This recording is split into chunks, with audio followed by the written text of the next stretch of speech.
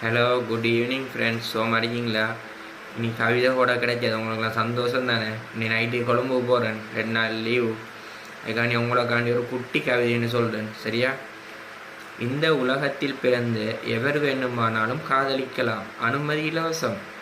அதுக்காண்டி எல்லார வாழ்க்கையும் மட்டும் அநியாயமாக்கிடாதீங்க, சரியா? எல்லாரும் பாவம், எல்லாரும் வளர்த்தான் வேணும்.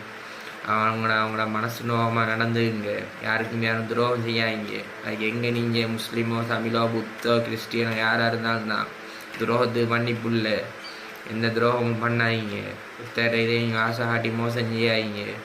நம்ம எல்லாருக்கும் அக்கா தங்கச்சி ஒன்று மட்டும் சொல்கிறேன், எனக்கு வந்துட்டு உடன்பிறப்புன்னு யாரும் இல்லை. எனக்கு தான் தெரியும் மாதிரி வழி எல்லாம் என்ன சுற்றி இருந்தாலும் எனக்கு தனிமையை தானே உணர்றேன். இல்லைங்க, என்னை சுற்றி எல்லாம் அறிய வாழ்க்கை அறிய, ஆனால் நான் தனிமையை தான் உணர்றேன்.